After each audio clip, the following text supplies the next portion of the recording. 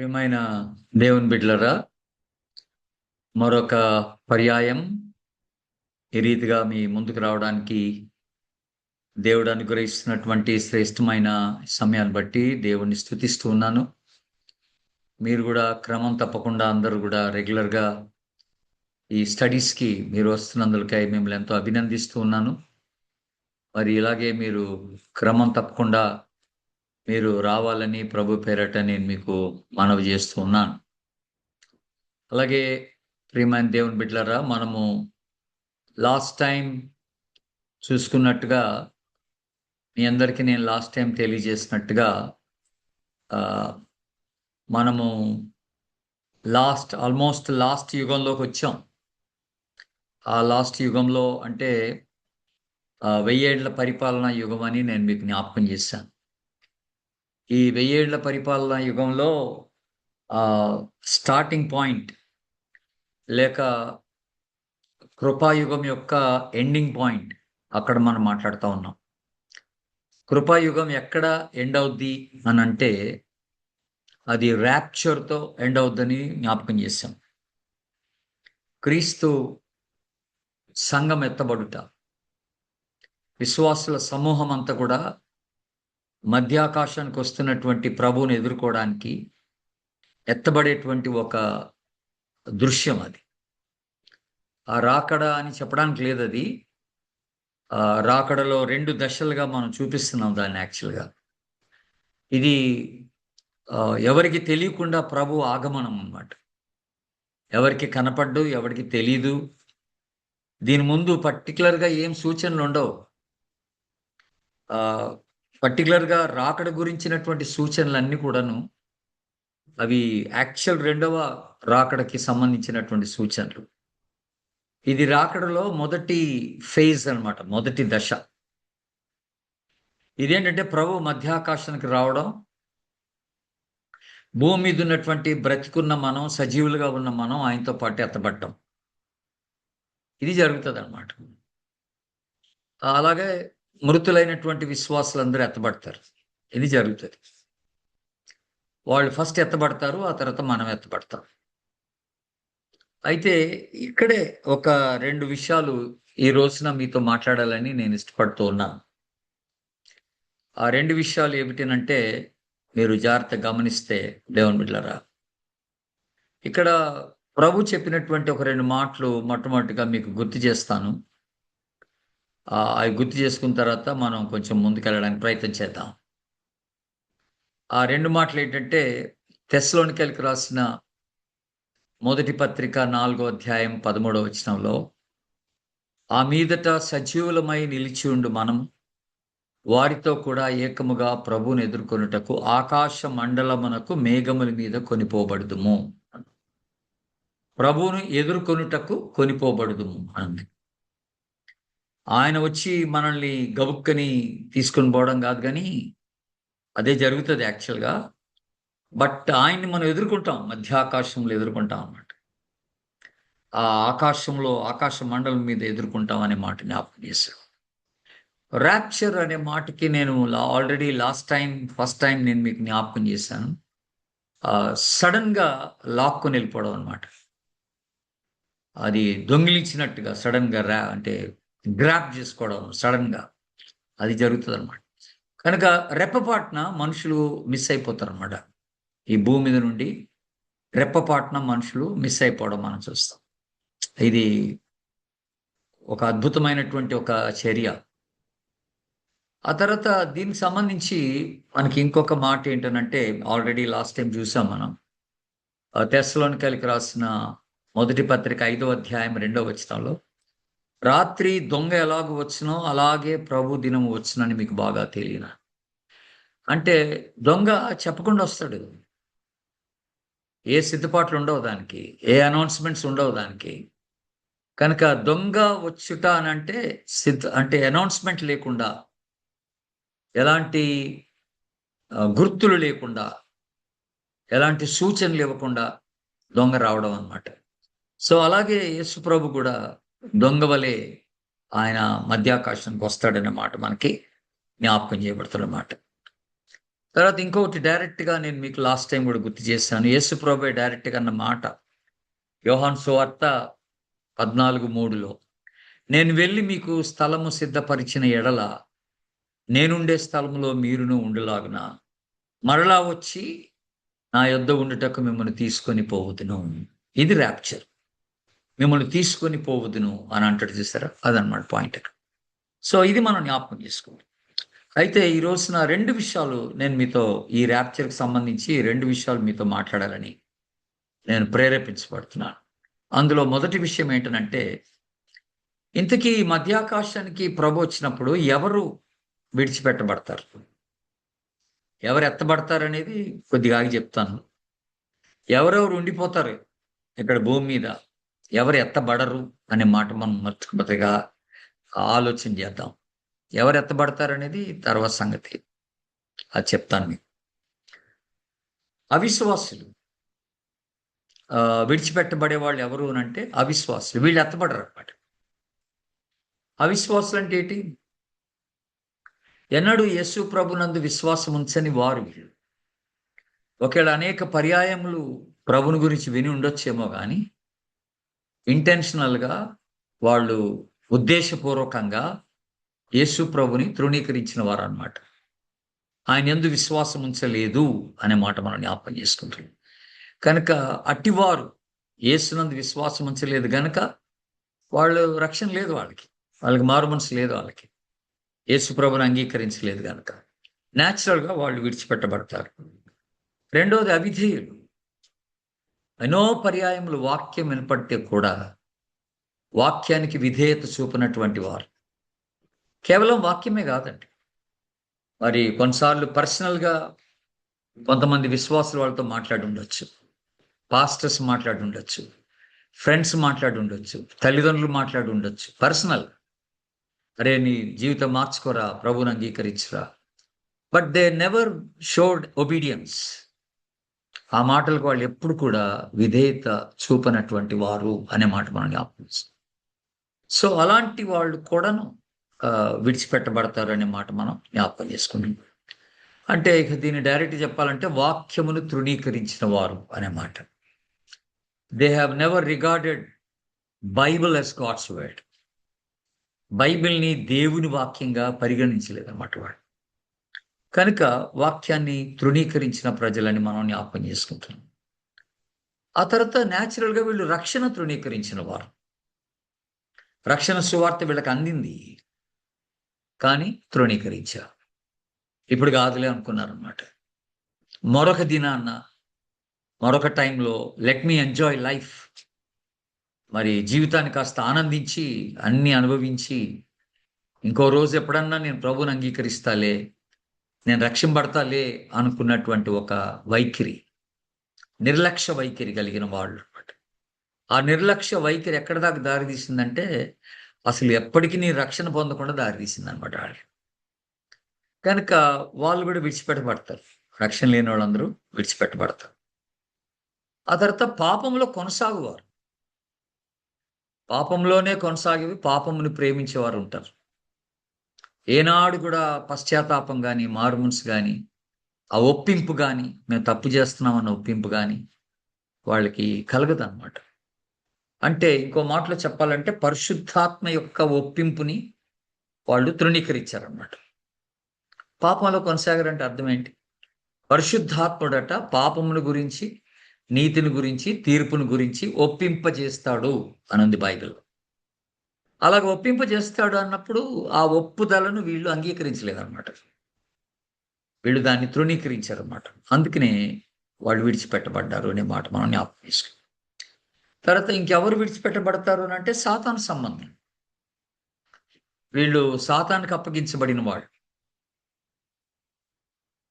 వీళ్ళు దేవుని సంబంధులు కారు, యేసుక్రీస్తు సంబంధులు కారు, యేసుక్రీస్తు బిడ్డలు కారు. సాతానికి సంపూర్ణంగా అప్పగించుకున్నటువంటి ఒక గుంపు అన్నమాట. ఆ తర్వాత వీళ్ళు నీతికి విరోధులు. నీతికి విరోధులు ఎవరు విడిచిపెడతారంటే నీతిని వాళ్ళు అంగీకరించని వారు, నీతియుక్తమైన జీవితాన్ని ప్రేమించని వారు, నీతియుక్తంగా జీవించటానికి ఇష్టపడని వారు.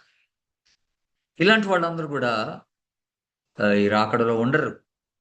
అంటే ఎత్తబడే దాంట్లో ఉండరు అనమాట. దేవుని చేత తీసుకొని పోబడరు అనే మాట అవుట్ రైట్‌గా వీళ్ళు పాపాన్ని ప్రేమించి ఉన్నారన్నమాట. అలాగే ఇంకొక గుంపు ఎవరు? విడిచిపెట్టబడే గుంపు ఎవరంటే లోకస్తులు. ఈ లోకానుసారంగా జీవించేవారు. ఇక అందరూ అన్యులు అని చెప్పొచ్చు మనం. లోకస్తులంటే.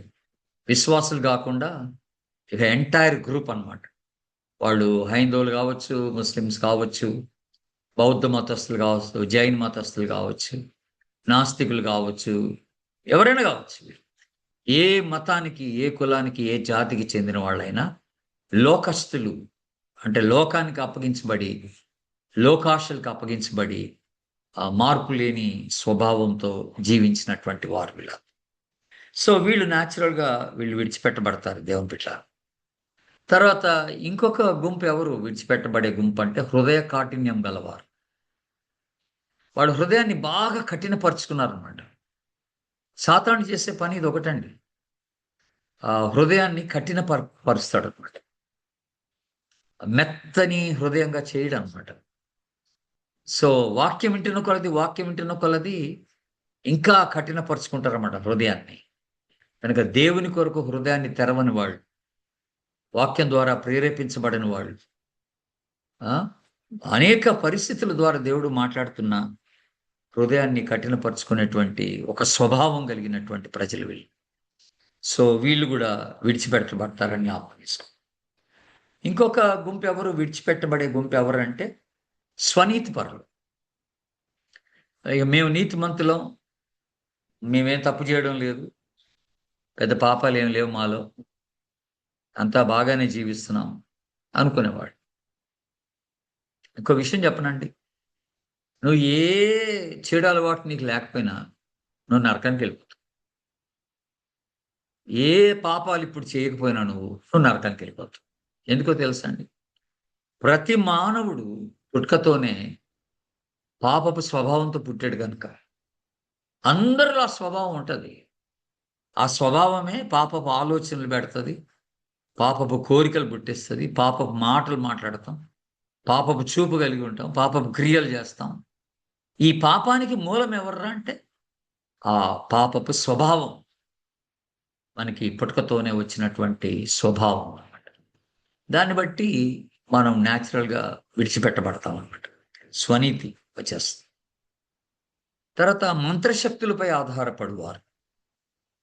తాయెత్తులని జెప్పి, లేపోతే మంత్రాలు, ఆహ్, ఇంకేదైనా పూజలు చేయించుకొని, అలాగా దురాత్మల శక్తుల పైన ఆధారపడుతూ ఉండేవాళ్ళు కొంతమందుంటారు. ప్రభువుని ఆశ్రయించకుండా సాతాను శక్తుల పైన ఆధారపడి, మంత్రశక్తుల పైన ఆధారపడేవాళ్ళు. మూఢనమ్మకాలు కలిగిన వారు. వీళ్ళు గూడా పనికిరారు. వీళ్ళు గూడా విడిచిపెట్టబడతారు. మూఢనమ్మకాలు కలిగిన వారు. ప్రభువునందు పరిపూర్ణమైనటువంటి విశ్వాసంలోనికి రాలేకపోయిన వారు. ఈ మూఢనమ్మకాలను బట్టి రాలేకపోయిన వారుంటారు కొంతమంది. ఆళ్ళు గూడా విడిచిపెట్టబడతారు. క్రీస్తు విరోధులు. ఇక న్యాచురల్‌గా వీళ్ళంతా క్రీస్తు విరోధులనే జెప్పాలి. యేసు ప్రభువుని అంగీకరించలేదు గనక, ఆయన రక్షణ అంగీకరించలేదు గనక, ఆయన వాక్యాన్ని అంగీకరించలేదు గనక, ఆయన గద్దింపుకు లోబడలేదు గనక, ఆయన చెప్పిన మాట వినలేదు గనక వీళ్ళందరూ ఎవరంటే క్రీస్తు విరోధులని జెప్పాలి. తర్వాత వీళ్ళు వేషధారం. కొంతమందేంటంటే మేము క్రైస్తవులం అన్నట్టుగా జీవిస్తారు. విశ్వాసులు అన్నట్టుగా జీవించేవాళ్ళు కొంతమందుంటారు. మాస్క్ వేసుకుంటారన్నమాట. ఆ మాస్క్ ఏంటంటే రక్షణ అనే మాస్క్.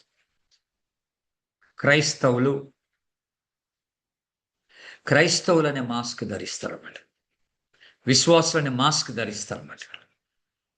ఇది వేషధారణ. పైకి మాత్రమే నువ్వు క్రైస్తవుల్లా కనపడి, లోపల ఆ సమర్పణ గాని, ఆ త్యాగం గాని, ఆ రక్షణ గాని, ఆ మారుమనసు గాని ఏమీ లేకుండా పైకి ఒక విశ్వాసలాగా యాక్ట్ చేసేవాళ్ళు కొంతమందుంటారు. క్రైస్తవులాగా యాక్ట్ చేసేవాళ్ళు కొంతమందుంటారు. వీళ్ళని మనం నకిలీ క్రైస్తవులంటాం. నకిలీ క్రైస్తవులు. కౌంటర్‌ఫీట్ క్రిస్టియన్స్ అనే మాట మనం మాట్లాడుతున్నాం. సో, వీళ్ళందరూ కూడా డెఫినెట్గా విడవబడతారనే మాట మనం జ్ఞాపకం చేస్తున్నాం. నరహంతకులు డెఫినెట్గా ఒక ప్రాణాన్ని తీసేవాళ్ళు, నరహంతకులు, మర్డరర్స్, వీళ్ళంతా విడిచిపెడతారు. వ్యభిచారం, కంటిన్యూస్గా శరీరాన్ని అలాగా వ్యభిచార కార్యాలకు అప్పగించుకునే వాళ్ళు కూడా విడిచిపెట్టబడతారు. సో దాదాపుగా ఒక పెద్ద లిస్టే మనం చూసుకుంటూ వచ్చాం. విడిచిపెట్టబడే వాళ్ళ క్యారెక్టర్స్ ఎలాగుంటాయి, వాళ్ళ స్వభావం ఎలాగుంటది, వాళ్ళ యాటిట్యూడ్ ఎలాగుంటది, వాళ్ళు ఎవరు అనేది ఇప్పుడు మనం గమనించుకుంటూ వచ్చాం. అయితే దేవుని బిడ్డారా, ఇంతకీ ఎత్తబడే వాళ్ళు ఎవరు? అది చూడాలి. ఇప్పుడు ప్రభువు మధ్యాకాశానికి వచ్చినప్పుడు ఎవరు నిజంగా ఎత్తబడేది? ఆయన కొరకు ఎవరు ఎత్తబడతారు? ఆయన్ని కలుసుకోవడానికి ఎవరు ఎత్తబడతారు అనేది ఒక పెద్ద ప్రశ్న ఇప్పుడు మన ఎదుట. దానికి మొట్టమొదటిగా మనం చెప్పాల్సిన మాట ఏంటంటే, యేసుక్రీస్తు రక్తంలో కడగబడిన వారు. అది పక్కా. అంటే రక్షణలోకి వచ్చిన వాళ్ళని అర్థం అన్నమాట. పాపాలు ఒప్పేసుకొని క్రీస్తు రక్తంలో కడగబడినటువంటి ఒక గుంపు ఉంటదన్నమాట ప్రపంచం అంతటా. ఆ గుంపే ఎత్తబడతారు. ఆయన ఎదుర్కోవడానికి తీసుకొని పోబడతారు. అది వెరీ ఇంపార్టెంట్ మాట అది. కనుక ఇక్కడ మనం వాక్యం వింటున్న మనలో ఎవరమైనా ఇంకా ఈ క్రీస్తు రక్తంలో కడగబడిన అనుభవం ఎవరికైనా ఉంటే అది వెంటనే ఆ పని చేసేయాలి. క్రీస్తు రక్తంలో కడగబడటం నేర్చుకోవాలి. రక్షణలోకి రావాలి మనం. అది చాలా ఇంపార్టెంట్ మాట. తర్వాత దేవుని భయం గలవారు ఎత్తబడతారు. దేవుని భయం కలిగిన వాళ్ళు ఏం చేస్తారంటే వాళ్ళ రక్షణను కాపాడుకుంటారు అన్నమాట. దేవుడు అనుగ్రహించిన రక్షణను కాపాడుకుంటారు. రక్షణని కాపాడుకోవడం అంటే ఏంటి? అంటే వాళ్ళు మారు మనసు పొంది పాపాలు ఒప్పేసుకొని క్రీస్తు రక్తంలో కడగబడి ఆ పరిశుద్ధతలో కొనసాగడానికి ప్రయత్నం చేసేవాడు. అందుకనే ఫిలిప్పి పత్రికలో కూడా 2వ అధ్యాయం 12వ వచనంలో మీరు ఆ రెఫరెన్స్ ఒక్కటి రాసుకోండి. ఇదంతా రాసుకోవాల్సిన పని లేదు. ఆ రెఫరెన్స్ ఒకటి ఫిలిప్పి 2:12 ఒకటి రాసుకుని సరిపోద్ది. కాగా నా ప్రియులారా, మీరెల్లప్పుడూ విధేయులై ఉన్న ప్రకారం నా ఎదుట ఉన్నప్పుడు మాత్రమే గాక మరి ఎక్కువగా నేను మీతో లేని కాలమందును భయముతోనూ వణుకుతోనూ మీ సొంత రక్షణను కొనసాగించుకొనుడి అన్నట్టు. ఇలాంటి ఒక గుంపు ఉన్నారనమాట ప్రపంచంలో. ఉంటారు. ఆ రక్షణను కాపాడుకుంటూ ఆ రక్షణలో కొనసాగేటువంటి వాళ్ళు ఉంటారు. ఆ పరిశుద్ధతలో కొనసాగేటువంటి గుంపు ఒకటి ఉంటుంది అనమాట. వాళ్ళని బట్టి మనం నిజంగా దేవుని స్తుతించాలి. అట్టివారంగా మనం ఉండాలని, మనం అట్టివారమై ఉండాలని దేవుడు కోరుతున్నాడు. కనుక భయముతో వణుకుతో రక్షణను కొనసాగించేవారు ఎత్తబడతారు. ప్రభు చేత ఆ ప్రభువుని ఎదుర్కోవడానికి వెళ్తారు. కనుక ఇంకొక మాట ఏంటంటే ఇంకొక మాట ఏంటంటే వీళ్ళు పరిశుద్ధంగా జీవించేవాళ్ళు అనే మాట. పరిశుద్ధతను కాపాడుకునేవాళ్ళు అనే మాట మాట్లాడుతున్నాం. 1 యోహాను పత్రిక 3వ అధ్యాయం 2-3 వచనాల్లో, ప్రియులారా, ఇప్పుడు మనము దేవుని పిల్లలమై ఉన్నాం. మనం ఇక ఏమవుదుమో అది ఇంకా ప్రత్యక్షపరచబడలేదు గాని ఆయన ప్రత్యక్షమైనప్పుడు ఆయన ఉన్నట్టుగానే ఆయనను చూతుము గనుక ఆయనను పోలియుందుము. ఇక్కడ ఒకసారి మీరు ఆపితే ఇక్కడ వరకు, ఇక్కడ యోహాను ఇస్తున్నటువంటి ఒక మాట ఏంటంటే మన నిరీక్షణ ఒకటి ఉంది. విశ్వాసులంగా మనకు ఒక నిరీక్షణ ఉందన్నాడు. ఆ నిరీక్షణ ఏంటంటే ఒక దినాన్న మనము ఆయన ప్రత్యక్షమైనప్పుడు ఆయన వలే, ఆయన పోలికలోనికి మనం మార్చబడతాం అనేది ఒక నిరీక్షణ. ఈ నిరీక్షణ కలిగిన ప్రతివాడు ఇప్పుడు మాట్లాడుతున్నాడు సెకండ్ పార్ట్లో లాస్ట్ 2 లైన్లు మీరు గమనిస్తే, ఆయన యందు ఈ నిరీక్షణ పెట్టుకొనిన ప్రతివాడు ఆయన పవిత్రుడై ఉన్నట్టుగా తన్ను పవిత్రునిగా చేసుకొనును అని అన్నాడు. కనుక ఎత్తబడే గుంపు ఎవరు? పవిత్రులు, పరిశుద్ధులు, ప్రభు సన్నిధిలో ఆయనతో పాటు ఎత్తబడేటువంటి వారని మనకి జ్ఞాపకం చేయబడతాం. ఇక 5వది రాకడ కొరకు కనిపెట్టువారు, ఆశతో అపేక్షించువారు. ప్రతి విశ్వాసి పని చేయాలండి.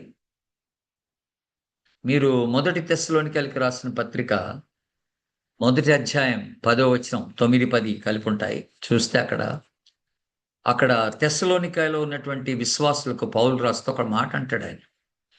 మీరు విగ్రహములను విడిచిపెట్టి జీవము గల దేవుణ్ణి మీరు సేవిస్తున్నారు కదా, దానికి ఒక కారణం ఉందంటాడు. అదేంటంటే ఆయన కుమారుడైన యేసు పరలోకం నుండి దిగి వచ్చునని ఎదురు చూచుటకు అని అంటాడు. మీరు మారారట. ఆయన కుమారుడైన యేసు పరలోకం నుండి దిగి వచ్చునని ఎదురు చూచుటకు, ఆయన రాకడ కొరకు ఎదురు చూడటానికి మీరు విగ్రహాలను వదిలేసి జీవం గల దేవుణ్ణి పట్టుకున్నారు అని అంటున్నాడు అనమాట. సో ఇక్కడ పేతురు కూడా ఏ కైండ్ ఆఫ్ సేమ్ థింగ్ రాస్తున్నాడు. విశ్వాసులు ఎవరు ఎత్తబడతారు అని అంటే 2 పేతురు పత్రిక 3వ అధ్యాయం 11, 12 వచనాలు. ఇవన్నీ వీటిలో లయమైపోవునని కనుక ఆకాశములు రౌలికలు లయమైపోనట్టు, పంచభూతములు మహావేంద్రంతో కరిగిపోవునట్టు దేవుని దినపు రాకడ కొరకు కనిపెట్టుచు దానిని ఆశతో అపేక్షించుచు అని చేశారు. 2 మాటలు ఉపయోగించారు. కనిపెట్టడం, ఎదురు చూడ, అపేక్షించడం అన్నమాట. కనిపెట్టడం అంటే ఏంటి? కనిపెట్టడం అంటే ఇప్పుడు మీరు రైల్వే స్టేషన్లో ఉండి ప్లాట్ఫామ్ మీద ఉన్నప్పుడు ట్రైన్ వస్తుందని అనౌన్స్మెంట్ జరిగితే, మీరు వెళ్ళాల్సిన ట్రైన్ వస్తుంది, మరికొన్ని నిమిషాల్లో 1వ నెంబర్ ప్లాట్ఫామ్ మీదకి వచ్చును అని అన్నప్పుడు మనం ఏం చేస్తాం? దిగ్గులు లేచి నిలబడతాం. అప్పుడు దాకా కూర్చున్నవాళ్ళు పెట్టెలు అన్నీ సర్దుకుంటాం, అన్నీ ఉన్నాయో లేదో చూసుకుంటాం, పిల్లలు మనతో ఉన్నారో లేదో చూసుకుంటాం. ఇక నిలబడి ట్రైన్ రాక కొరకు చూస్తాం. అప్పుడు కొంతమంది నేను గమనిస్తుంటాను, కొంతమంది పురుషులు ఏం చేస్తారంటే ఆ ప్లాట్ఫారం చివరికి వచ్చి అట్లా తొంగి చూస్తుంటారు అనమాట. ట్రైన్ వస్తుందా లేదా కనిపెడతా ఉంటారు అన్నమాట. కనిపెట్టడం అంటే అదే.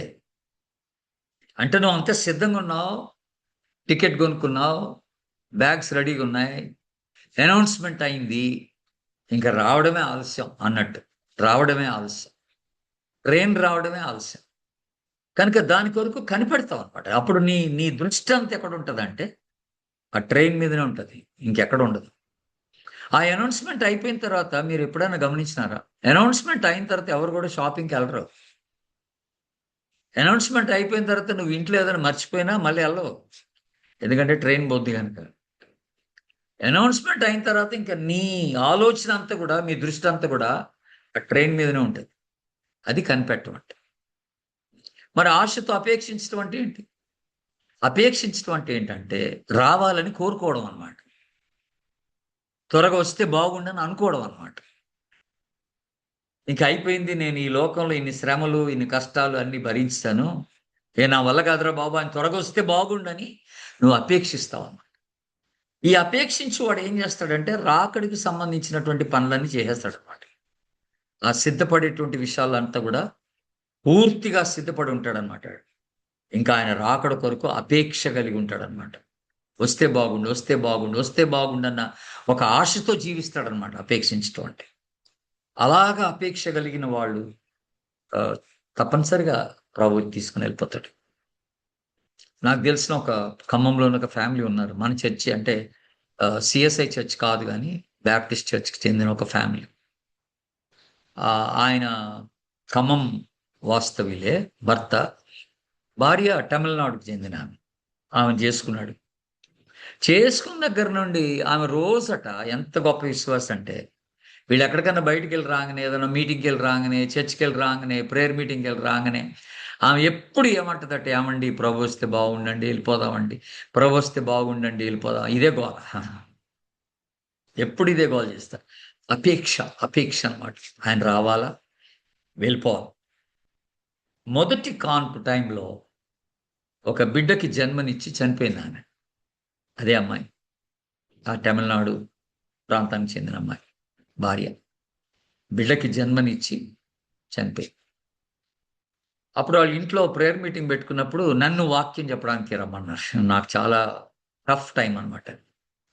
ఇప్పుడు ఆ భర్తని ఎట్లా ఓదార్చాలా, కుటుంబాన్ని ఎట్లా ఓదార్చాలా, ఇది నాకు పెద్ద సమస్య అయిపోయింది. చాలా ప్రార్థన చేసుకొని వాక్యం సిద్ధపడి వెళ్ళారు వాళ్ళ ఇంటికి. వాళ్ళ ఇంటికి వెళ్ళంగానే నేను చూసిన ఒక అద్భుతమైన ఒక విషయం ఏంటంటే, ఆ భర్త గారు నవ్వుకుంటూ బయటకు వచ్చాడు. ఆయన వచ్చి ప్రైజ్ లార్డ్ బ్రదర్ రండి లోపలికి అన్నట్టు. ఏటి సంగతినా అంటే, నా భార్య ఎప్పుడు కూడా ప్రభు వస్తే బాగుండు, ప్రభు వస్తే బాగుండు, ప్రభు వస్తే బాగుండు అని నాతో చెప్తా ఉండేదన్న. ఎట్టకేలకు ఆమె ఆశ తీరింది. ఆమె వెళ్ళిపోయింది ప్రభు దగ్గరకన్నాడు. ప్రభు తీసుకున్నాడు ఆమె. ఎంత గొప్ప నిరీక్షణ అది.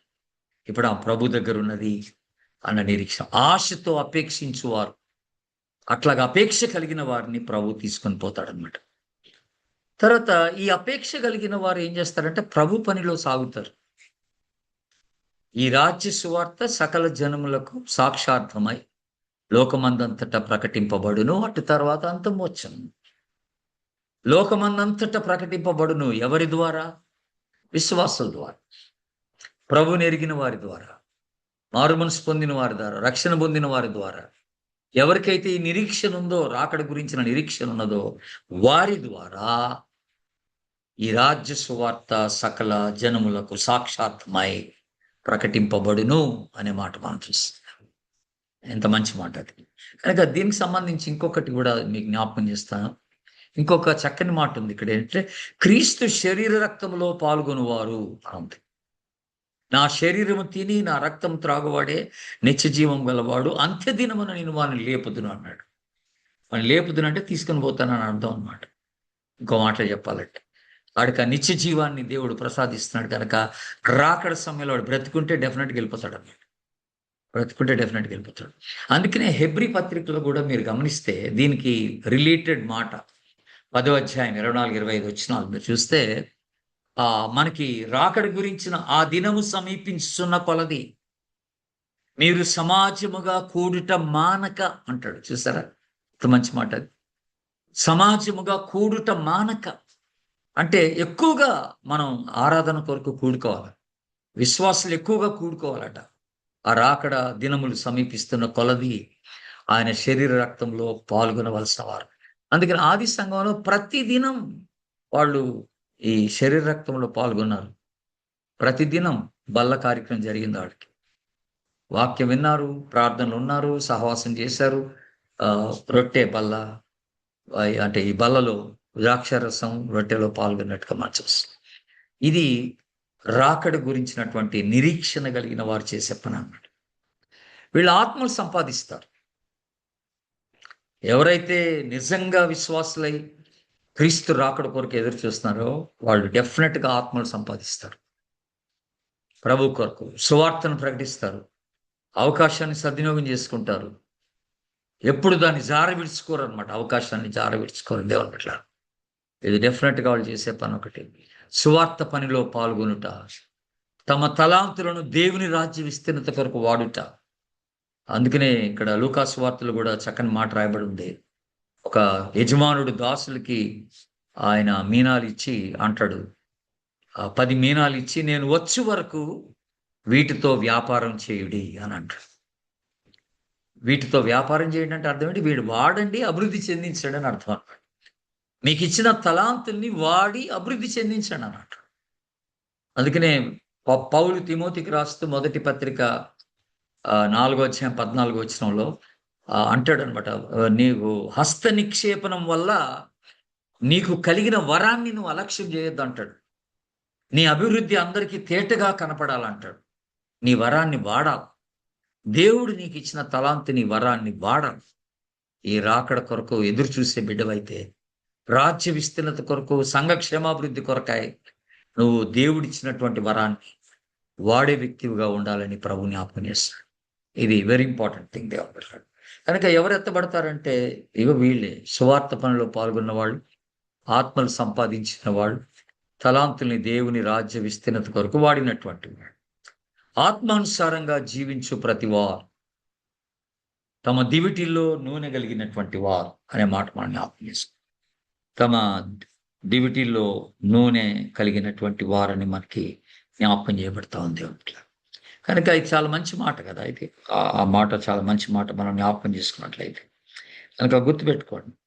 ఆ తర్వాత చివరిలో ఒక మాట ఇక్కడ రాయబడిన మాట ఏంటంటే, విడిచిపెట్టబడే వాళ్ళ గురించి రాస్తూ ఇక్కడ మాట చూసాం మనం. అదేంటంటే 8వ వచనంలో ప్రకటన గ్రంథం 21వ అధ్యాయం, పిరికివారు, అవిశ్వాసులు, అసహ్యులు, నరహంతకులు, వ్యభిచారులు, మాంత్రికులు, విగ్రహారాధికులు, అబద్ధికులందరూ అగ్ని గంధకములతో మండుగుండంలో పాలు పొందుదురు. ఇది రెండవ మరణం. కనుక ఇక్కడున్న లిస్ట్ ఒకటి ఉంది. నేను మీకు చదివాను ఈ లిస్టు. ఈ లిస్ట్‌లో ఉన్నోళ్ళు ఎవరు కూడా ఎత్తబడరు. అదనమాట పాయింట్ ఇక్కడ. ఏడట పిరికివారు, అవిశ్వాసులు, అసహ్యులు, నరహంతకులు, వ్యభిచారులు, మాంత్రికులు, విగ్రహారాధికులు, అబద్ధికులందరూ ఎత్తబడరు అనే మాట మనం జ్ఞాపకం చేసుకోవాలి. అగ్నిగంధకములతో కూడినటువంటి ఆ మండుగుండంలో పడవేయబడతారన్నమాట జ్ఞాపకం చేసుకోవాలి. కనుక ఎత్తబడే గుంపులో మనం ఉండాలి. ఇప్పుడు నేను చెప్పిన ఈ 13 పాయింట్స్ ఇది మనకు వర్తించిందై ఉండాలన్నమాట. ఇటు వాళ్ళు ఆ రాకడ సమయంలో ఎత్తబడతారనే మాట జ్ఞాపకం చేసుకోవాలి. తర్వాత నేను లాస్ట్ టైం చెప్పాను మీకు, విడిచిపెట్టబడిన వారికి 7 ఏండ్లు శ్రమలు ఉంటాయని చెప్పాను. ఆ శ్రమలు ఎలాగుంటాయో మనం నెక్స్ట్ టైం చూస్తాం. వచ్చే వారంలో ఆ శ్రమల గురించినటువంటి ప్రస్తావన వచ్చే వారంలో మనం చేసుకుందాం. దేవుని బిడ్డలారా, ఇప్పటికైతే జస్ట్ ఈ ఇన్ఫర్మేషన్ ఈ వారం నేను మీకు ఇవ్వాలని ఇష్టపడ్డాను.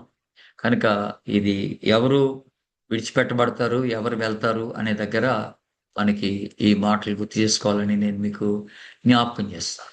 అవిశ్వాసులు, అవిధేయులు, వాక్యం తృణీకరించిన వారు, రక్షణ తృణీకరించిన వారు, పాపంలో కొనసాగేవారు, సాతాను సంబంధులు, నీతికి విరోధులు, లోకస్తులు, ఆ తర్వాత హృదయ కాఠిన్యం కలిగిన వారు, స్వనీతి పరులు, మంత్రశక్తులపైన ఆధారపడేవారు, మూఢనమ్మకాలు కలిగిన వారు, క్రీస్తు విరోధులు, వేషధారులు, నకిలీ క్రైస్తవులు, నరహంతకులు, వ్యభిచారులు అని చెప్తూ ఇక్కడ మీరు రాసుకోవచ్చు. ఈ ప్రకటన 21:8 పిరికివారు, అవిశ్వాసులు, అసహ్యులు, నరహంతకులు, ఇవన్నీ మన లిస్టులోకి వచ్చినాయి. మాంత్రులు, విగ్రహారాధికులు, అది మేము పెట్టలేదు అక్కడ.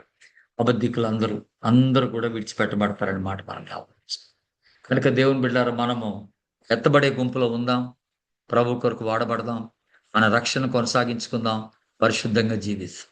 చివరిలో తెస్సలోనికైలకు రాసిన మాట, చక్కని మాట, పౌలు గారు చెప్పిన మాట, మిమ్మును పిలుచువాడు నమ్మకమైన వాడు గనుక అలాగు చేయను. డెఫినెట్‌గా తీసుకెళ్తాడని. మనల్ని ఎత్తుకొని పోతాడని.